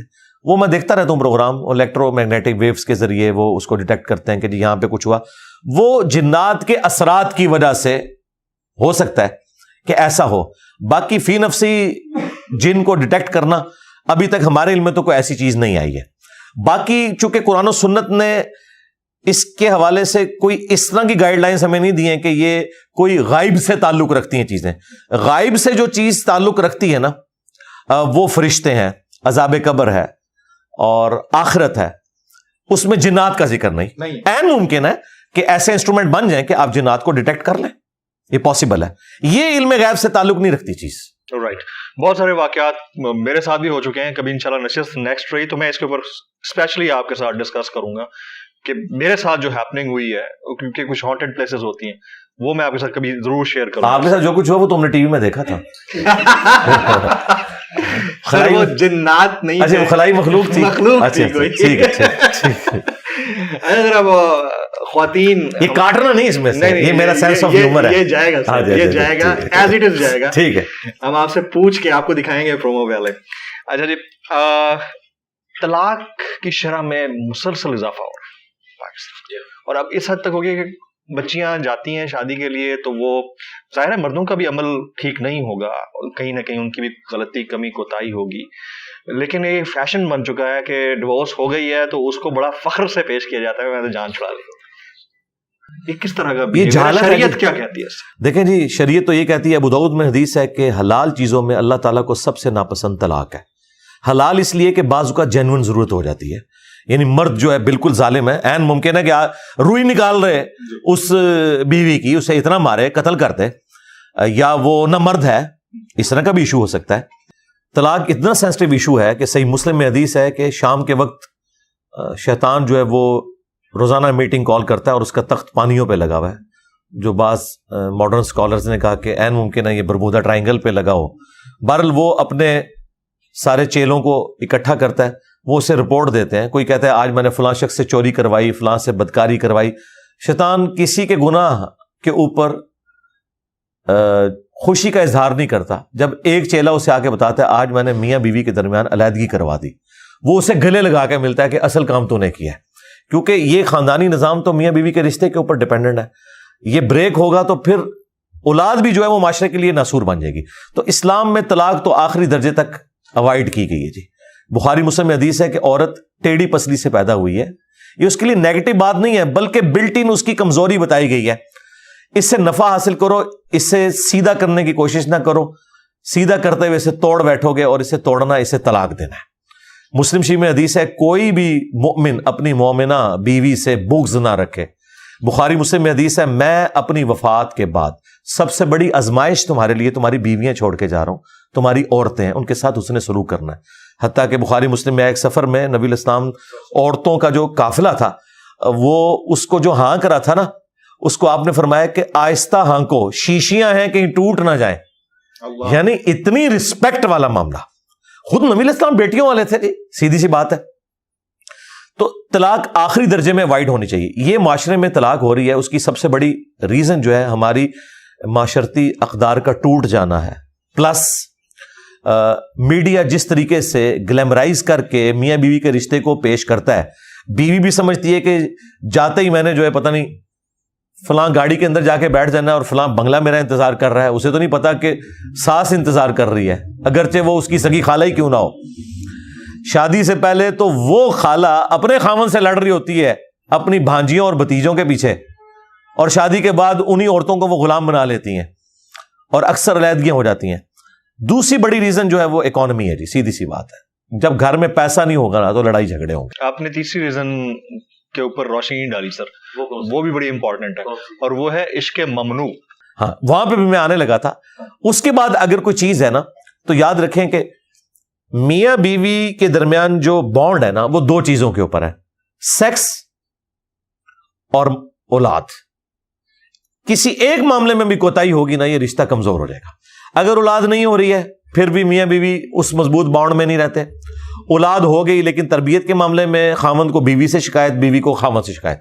اور دوسرا سیکس, جو آپ نے بات کی کہ فری سیکس نہیں ہونا چاہیے. خامند اپنی بیوی کے ساتھ مخلص ہو, بیوی اپنے خامند کے ساتھ مخلص ہو, تو یہ سارے معاملات صحیح چل سکتے ہیں. اچھا, اب معاملہ اس سے بھی ایک نہج آگے بڑھ چکا ہے, ایک لیول آگے ہے.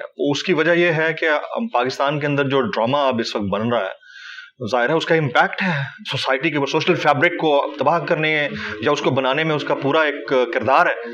تو ڈرامے کے اندر دکھایا گیا جاتا ہے بھابھی کا دیور کے ساتھ ایکسٹرا میرٹل افیئر, سالی کا بہنوئی کے ساتھ ایکسٹرا میرٹل افیئر, اور اسٹیپ بردر کا اسٹیپ سسٹر کے ساتھ. اور یہ انڈین اور پاکستانی ڈراماز میں اب آرام سے دکھایا جاتا ہے, اور اس کو ہم نے ایز اے سوسائٹی ایسے ایکسیپٹ کرنا شروع کر دیا ہے جیسے ہماری سوسائٹی کا حصہ ہے. نہیں, یہ بہت ظلم ہے. میں اس پہ ایک کامنٹ کروں گا کہ کئی اکا دکا واقعات اس طرح کے رپورٹ ہوتے ہیں اور ان کے اوپر پورے ڈرامے بنا کے لوگوں کو ایجوکیٹ کرنا, یہ بڑے ظلم والی بات ہے. میں تو کہتا ہوں ان چیزوں کو ڈسکس بھی نہیں کرنا چاہیے اس حوالے سے کہ آپ اسے اتنا کر کے پریزنٹ کریں. جس طرح ہمارے بعض صحافی حضرات ہیں, کوئی یونیورسٹی میں کوئی چھوٹا سا واقعہ رپورٹ ہوا کسی معاملے کے اندر, پکڑ کے اسے میڈیا میں لے آتے ہیں اور پورے ملک کے اندر ایک فضا قائم ہو جاتی ہے. یہ کوئی خدمت نہیں اس معاشرے کی. لیکن ہمارے بڑوں کو دیکھنا چاہیے کہ اگر کوئی واقعہ رپورٹ ہوتا ہے اس حوالے سے اور اس طرح کے ڈرامے بنائے جا رہے ہیں, تو یہ سینسر بورڈ جو ہے یہ کس لیے بیٹھا ہوا ہے, یہ کس لیے تنخواہیں کھا رہے ہیں. ان کا کام ہے کہ ان چیزوں کو سینسر کریں, اور یہ چیزیں ہمارے آئین کی روح سے بھی خلاف قانون ہے اس طرح کے معاملات کو لے کے چلنا. پہلے تو یہ سارے جی آئین ہے پاکستان, آئین یعنی کتاب میں تو لکھا ہے, اسے فالو تو کرنا ہے. دیکھیں پریکٹیکلی تو قرآن موجود ہے, امت فالو نہیں کر رہی, لیکن اس کا یہ مطلب تو نہیں ہے کہ ہم لوگوں کو ترغیب نہیں دلائیں گے. تو آئین موجود ہے اور آئین پہ جو لوگ نہیں چل رہے ہم انہیں ترغیب دلائیں گے. اسرائیل کا کانسٹیٹیوشن ان کی اسلامی کتاب ہے, کیا پاکستان کا کانسٹیٹیوشن قرآن نہیں بن سکتا تھا؟ دیکھیں لکھا تو ہوا ہے قرارداد مقاصد میں کہ پاکستان میں کوئی قانون ایسا پاس نہیں ہوگا جو کتاب و سنت کے منافی ہو. اگر قانون نہیں بن سکتا تو ڈرامے کہاں سے بنا رہے ہیں اس قسم کے لوگوں کو ایجوکیٹ کرنے کے لیے؟ یہ کوئی ایجوکیشن والا معاملہ نہیں. قرآن سیکس ڈسپلن میں اتنا سینسٹیو ہے کہ پورے قرآن میں کسی عورت کا نام نہیں آیا. ہمیشہ آیا نوح کی بیوی، لوط کی بیوی، ٹھیک ہے. صرف ایک عورت کا نام آیا اور وہ بھی معجزانہ طور پر ایک ایشو تھا. عیسیٰ ابن مریم کی پیدائش ہوئی، وہ بھی حضرت عیسیٰ علیہ السلام کی وجہ سے.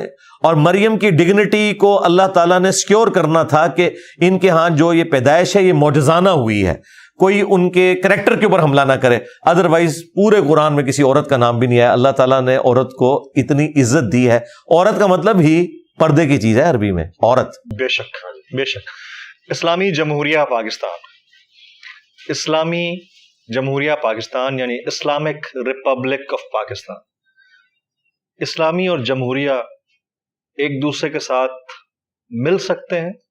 بالکل مل دین کے سکتے ہیں مطابق جی، مل سکتے ہیں. کیسے؟ اس لیے کہ اسلام میں آپ نے جو حلال کے دائرے کے اندر فیصلہ کرنا ہے وہ میجورٹی کو دیکھ کے کرنا ہے. احادیث میں بھی آپ دیکھیں جب حدیث کے اوپر ڈسکشن ہوتی ہے نا تو کہا جاتا ہے کہ یہ فلاں راوی جمہور محدثین کے نزدیک ثقہ ہے، صدوق ہے یا ضعیف ہے، یعنی میجورٹی کی کیا رائے ہے. قرآن میں ہے کہ وَأَمْرُهُمْ شُورَىٰ بَيْنَهُمْ، اہل ایمان کے آپس کے معاملات جو ہیں وہ مشورے سے طے پاتے ہیں. نبی علیہ السلام بھی صحابہ کرام سے مشورہ لے کے چلتے تھے، حالانکہ آپ کو وحی کی تائید بھی حاصل تھی، پھر بھی آپ مشورے کو لے کے چلتے تھے. تو جمہور کی رائے دیکھی جائے حلال کے دائرے کے اندر. حرام کے معاملے میں چاہے علماء کے ہیں چاہے اسکالرز کے ہیں، اگر قرآن کی روح سے، سنت کی روح سے کوئی چیز حرام ہے نا، اس کو کسی کی رائے حلال نہیں کر سکتی. ایک گورا ہے، اس نے کتاب لکھی ہے the dark side of democracy. اس کے اندر وہ لکھتا ہے کہ جمہوریت اکثریت کی آمریت کا نام. تو یہ کیا چاہتے ہیں کہ ایک بادشاہ ہمارے اوپر مسلط ہو جائے جو ہم سے فریڈم آف ایکسپریشن چھین لے. مجھے بتائیں آج کے اس ماڈرن دور کے اندر جو یورپ اور امریکہ ایک آسودہ حال زندگی وہاں پہ لوگ انجوائے کر رہے ہیں، یہاں تک کہ وہ مولوی جو ان ملکوں میں جانے کو حرام کہتے ہیں ادھر سے آئے ہوئے ڈالروں کے اوپر اپنا گزارا کر رہے ہیں، اور ان کا ویزا آج لگائیں تو وہ محفل نعت کے لیے بھی، تقریر کرنے بھی وہاں پہنچ جاتے ہیں. اور اس سے بڑھ کر جب انہیں دوسرے مولویوں سے جان کا خطرہ ہوتا ہے تو جان بچانے کے لیے وہ ملکوں میں جاتے ہیں، اور اسے کہتے ہیں اسلامی ملک اور انہیں کہتے ہیں غیر اسلامی ملک. بھائی یہ مسلمان ملک ہے، وہ اسلامی ملک ہے جہاں پہ جسٹس ہے، انصاف ہے، ٹھیک ہے. چند ایک چیزوں پہ آپ کا اختلاف ہے نا. تو میرے بھائی یورپ نے یہ سب کچھ جو حاصل کیا ہے نا اسی ڈیموکریسی کی برکت سے بیسک ہیومن رائٹس حاصل کیے ہوئے ہیں. اب اگر آپ نیگیٹو چیزیں نکالیں گے اس کی تو یہ کیا ہمارے اوپر بادشاہ مقرر کرنا چاہتے ہیں کہ وہ مرتے ہوئے اپنے بیٹے کو مسلط کر دے اور وہ مرتے ہوئے اپنے بیٹے کو مسلط کر دے اور لوگوں کی زبانیں کھچوا دے؟ تو ہم تو اس قسم کی چیز نہیں چاہتے. ہم چاہتے ہیں کہ فریڈم آف ایکسپریشن ہونا چاہیے. بادشاہ تو ہمارے اوپر مسلط ہے نا، سعودیہ کے اندر تو کنگڈم ہے. تو کنگڈم ہے نا، وہ تو ڈیموکریسی نہیں ہے نا، تو ہم اسے ڈیموکریسی نہیں مانتے. اسی کی بات کر رہا ہوں جی ڈیموکریسی نہیں ہم مانتے. تو انہیں کو کرتے ہیں. نہیں ہم تو نہیں فالو کرتے بالکل نہیں، وہ تو آمریت ہے، ڈیموکریسی تو نہیں ہے وہ. ہاں جی یہ تو دیکھیں انہوں نے تو نام ہی سعودی عرب رکھ دیا. میں تو اس نام کے بھی حق میں نہیں ہوں. حرمین کہنا چاہیے، حرمین. ہاں اپنا نام تو انہوں نے رکھا ہوا ہے، خادم حرمین الشریفین. سعودی تو ایک خاندان تھا سعود جس کے ساتھ انہوں نے منسوب کر دیا ہے اتنی بڑی سرزمین کو، صرف اس لیے کہ اس قبیلے نے اسے سلطنت عثمانیہ کے ساتھ جو معاملات ہوئے جب وہ فرسٹ ورلڈ وار کے بعد کمزور ہوئی تو یہ علاقہ ان کے پاس آ گیا. اس وجہ سے میں تو اس نام کے بھی خلاف ہوں، حرمین ہی کہنا چاہیے. اسی سے کنیکٹڈ ایک اور سوال، دین اسلام میں بہتر درجہ سیاست کا ہے یا خلافت کا ہے؟ سیاست تو ایک ورسٹائل ٹرم ہے، خلافت اس کا حصہ ہے. یعنی آپ یہ پوچھیں کہ اسلام میں جو طرز سیاست ہے وہ خلافت ہے یا کنگ شپ ہے یا ڈیموکریسی ہے، تو ہم یہ کہتے ہیں کہ ڈیموکریسی خلافت کی ہی ماڈرن فارم ہے. اس زمانے میں چونکہ قبائلی سسٹم تھا، یہ جو کہتے ہیں نا جی چند بڑے اصحاب تھے ان سے مشورہ کیا جاتا تھا، بھائی وہ بڑے اصحاب ایک بندہ نہیں ہوتا تھا. اگر سیدنا علی مشورے میں شامل ہیں تو پورے کا پورا بنو ہاشم کا قبیلہ اس کا وہ ریپریزنٹیٹیو ہے، جس طرح ہمارے پورے شہر کا ریپریزنٹیٹیو ایک MNA بن کے جاتا ہے. ٹھیک ہے، وہ قبائلی سسٹم میں تو یہی ہوگا کہ ایک قبیلے کا سردار وہ رائے دے گا. کیوں کہ وہ سردار خود ڈیموکریسی سے چوز ہوا ہے. وہ اس طرح چوز نہیں ہوا کہ باپ کے بعد بیٹا اور بیٹے کے بعد پھر اس کا بیٹا، اس طرح نہیں ہے. وہ پورے ایک کرائٹیریا سے نکل کے اوپر آیا.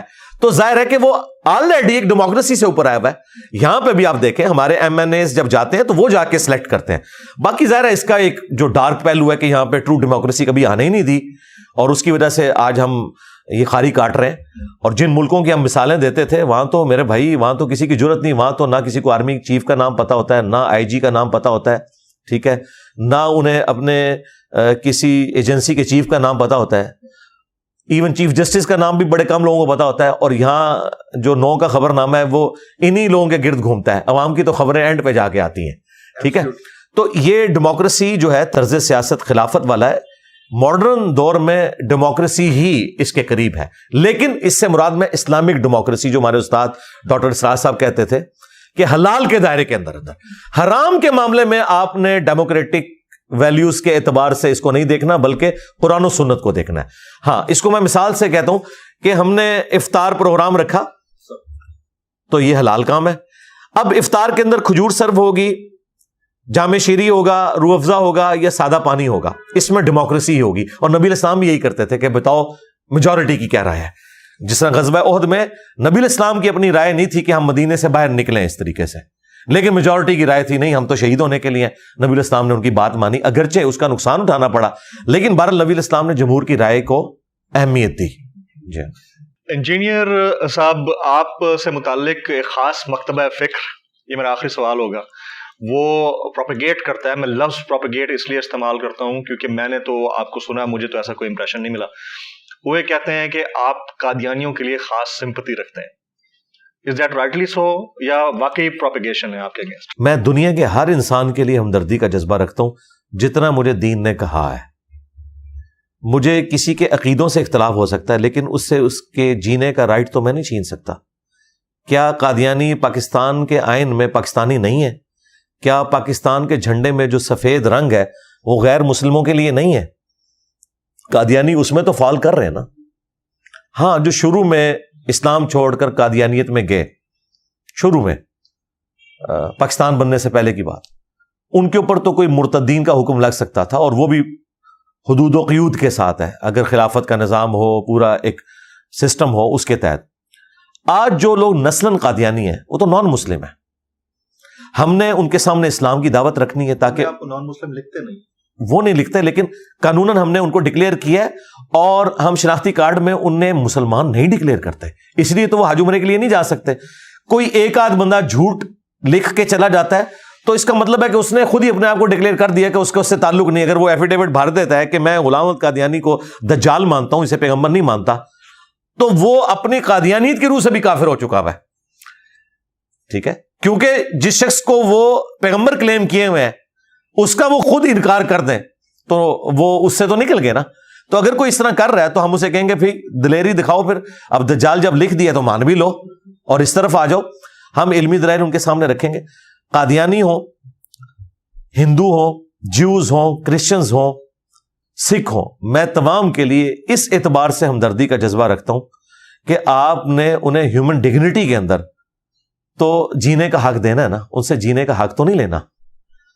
رہ گیا ہمارا ان سے علمی اختلاف, وہ ہم کرتے ہیں, انہیں دعوت دیتے ہیں کہ وہ اسلام کی طرف آئیں, لیکن یہ کہنا کہ ان کو آپ نے قتل کر دینا ہے, دنیا سے ختم کر دینا ہے, تو میں نے اس کے اوپر پھر انہی مکاتب فکر کے لوگوں کو کہا ہے کہ اگر تم ختم نبوت کی کاس کے ساتھ مخلص ہو تو وائی اونلی اینٹی قادیانی, کیوں نہیں ختم نبوت پہ کام کرتے؟ وہ کہتے ہیں ختم نبوت پہ کام کر رہے ہیں. ہم کہتے ہیں ختم نبوت پہ کام یہ ہے کہ تمہاری کتابوں میں جو چشتی رسول اللہ اور اشرف علی تھانوی رسول اللہ اور اس طرح کی گستاخانہ باتیں لکھی ہیں ان کے خلاف کبھی تم نے دھرنا دیا؟ وہ تو خود پرنٹ کر رہے ہو تم, اسی لاہور شہر سے پبلیکیشنز پرنٹ کر رہے ہیں ان کتابوں کو, جہاں سے دھرنے لے کے نکلتے ہو اور پورے ملک کو بلاک کرتے ہو. ان کے آگے نہیں بولتے کیونکہ وہ تمہارے سرپرست ہیں, تمہیں چندے کھلاتے ہیں, تمہارے پورے کے پورے بزرگوں کا سسٹم کولیپس کر جائے گا اگر تم نے ان کو غلط کہا. تو اس کا مطلب ہے ختم نبوت کے ساتھ تم بھی مخلص نہیں ہو, تم اپنی مرضی کا ختم نبوت مانتے ہو. بس یہ اینٹی قادیانی تحریکیں, ختم نبوت تحریکیں نہیں ہیں. What is the seal of the prophet, یہ اس کو ذرا ایکسپلین ضرور کر دیجیے گا. ختم نبوت کا معاملہ بڑا سینسٹیو ہے اور اس کو آپ کیسے ڈیفائن کریں گے اسلام کی روح سے؟ دیکھیں, ایک لفظ ہے خاتم, ایک ہے خاتم. قرآن میں لفظ خاتم آیا ہے, نبوت کی مہر, سیل آف دا پروفٹ, اور اسٹیمپ آف دا پروفٹ، یہ دونوں ترجمے درست ہیں۔ بخاری مسلم میں خاتم کا لفظ ہے، نبی علیہ السلام نے کہا کہ مجھے اللہ تعالیٰ نے 5 خوبیاں ایسی دی ہیں جو کسی پیغمبر کو نہیں دی۔ پہلی خوبی، پوری زمین میرے لیے مسجد بنا دی گئی۔ دوسری خوبی، مال غنیمت میرے لیے حلال کر دیا گیا۔ تیسری، اللہ تعالیٰ نے 1 مہینے کی مسافت سے میرا روب ڈال دیا ہے اپنے مخالفین کے اوپر۔ چوتھی چیز، اللہ تعالیٰ نے مجھے پوری انسانیت کے لیے پیغمبر بنایا ہے، پہلے جو پیغمبر آتے تھے وہ قوم اور قبیلوں کے لیے۔ پانچواں یہ کہ اللہ تعالیٰ نے مجھے شفاعت کا اذن دیا ہے۔ اور مسلم شریف میں ہے چھٹی خوبی کہ میرے اوپر نبوت کو ختم فرمایا۔ یہاں پہ مسلم شریف میں خاتم کا لفظ ہے، جو قادیانیوں کی ڈیمانڈ تھی کہ قرآن میں لفظ خاتم ہے، وہ اس کا مہر ترجمہ کرتے ہیں، ہمیں کوئی اختلاف نہیں، لیکن مہر کا وہ معنی لیں جو صحابہ کرام نے لیا ہے۔ وہ کہتے تھے خاتم کا لفظ دکھائیں، جی مسلم کے اندر موجود ہے خاتم، سلسلہ نبوت کو ختم فرمانے والے۔ جو مہر ہے اس کا معنی بھی بالکل درست ہے، نبی علیہ السلام سیل آف دا پروفٹ ہے۔ ڈاکخانے میں بھی آپ دیکھیں کسی لفافے کے اوپر مہر لگتی ہے، آپ سیل کر دیا، اب اس کو آپ کھول نہیں سکتے۔ یا اگر سٹیمپ لگتی ہے کسی ڈاکومنٹ کے اینڈ کے اوپر اور اس کے بعد جج قلم توڑ دیتا ہے تو پھر اس میں بھی کوئی ورڈ آپ ایڈ نہیں کر سکتے۔ جی یہ دونوں باتیں درست ہیں اپنی جگہ۔ نبی علیہ السلام خاتم بھی ہیں، خاتم بھی ہیں۔ اچھا، اور اس کا فہم صحابہ کرام نے لیا ہے، اور نبی علیہ السلام نے اس کو اتنے خوبصورت انداز میں سمجھایا کہ بخاری مسلم میں حدیث ہے کہ میری مثال اور باقی انبیاء کی مثال ایک خوبصورت عمارت کی سی ہے جس میں صرف 1 اینٹ کے لگنے کی جگہ باقی ہے۔ جو لوگ بھی وہاں سے گزرتے ہیں اس عمارت کی تعریف کرتے ہیں اور ساتھ کہتے ہیں کہ یہ 1 اینٹ لگ جائے نا تو یہ پرفیکٹ ہو جائے گی، اور وہ 1 اینٹ میں ہوں۔ اب اس سے زیادہ کیسے اور سمجھایا جائے؟ پھر بخاری مسلم میں حدیث ہے قیامت اس وقت تک قائم نہیں ہوگی جب تک کہ 30 جھوٹے دجال نہ پیدا ہو جائیں، اور یہی حدیث ابو داؤد ترمذی میں آئی ہے، اس میں الفاظ ہے کہ وہ 30 کے 30 جھوٹے دجال یہ دعویٰ کریں گے کہ وہ اللہ کے پیغمبر ہیں۔ نبی علیہ السلام نے فرمایا انا خاتم النبیین لا نبی بعدی، میں خاتم النبیین ہوں، میرے بعد کوئی نبی نہیں ہے۔ ختم نبوت کا عقیدہ بالکل کرسٹل کلیئر ہے، اور یہ وہ فتنہ ہے جو حضور کی زندگی میں سامنے آ گیا تھا۔ بخاری مسلم موجود ہے، مسلمہ کذاب نے دعویٰ نبوت کیا، نبی علیہ السلام نے کہا کہ میں نے ایک خواب دیکھی، اور انبیاء کا خواب وحی الہی ہوتا ہے کہ میرے ہاتھ میں 2 سونے کے کنگن ہیں، تو میں بڑا پریشان ہوا، میں نے پھونک ماری تو وہ غائب ہو گئے۔ تو اس سے میں نے اس کی تعبیر 2 جھوٹے پیغمبروں سے کی ہے، اور وہ نبی علیہ السلام کی زندگی میں ظاہر ہو گئے، مسلمہ کذاب اور اسود۔ اور مسلمہ کذاب نے تو باقاعدہ ایلچی بھیجا، بخاری مسلم میں آتا ہے، نبی علیہ السلام نے فرمایا کہ اگر یہ نارمز نہ ہوتی ایلچی کو قتل کروانے کی تو میں اسے قتل کروا دیتا۔ اس نے کہا کہ آپ میرے ساتھ نبوت شیئر کر لیں، تو نبی علیہ السلام نے کہا کہ نبوت میں میرا بھی اختیار نہیں ہے، تو اللہ تعالیٰ کا اختیار ہے، ٹھیک ہے۔ تو یہ الحمدللہ ختم نبوت کا عقیدہ بالکل کلیئر ہے۔ قادیانیوں کو جس طریقے سے ہماری بعض تنظیموں نے، مرزا غلام احمد قادیانی آپ کی نظر میں دجال ہے؟ جی دجال ہے، جی بالکل دجال ہے، اس میں کوئی شک نہیں ہے، وہ 30 دجالوں میں سے ایک دجال ہے۔ بہت شکریہ جناب انجینئر مرزا صاحب، آپ نے ہمارے یہ وقت نکالا۔ آپ سے گزارش ہوگی ایک چھوٹا سا، میرے یوٹیوب چینل کو لوگ سبسکرائب کریں اور بیل آئیکن ضرور ہٹ کریں آپ کی محبت کے توسط سے۔ جی جو یہ کہہ رہے ہیں وہ آپ کر گزریں۔ تھینک یو ویری مچ، السلام علیکم، بہت شکریہ، بہت شکریہ۔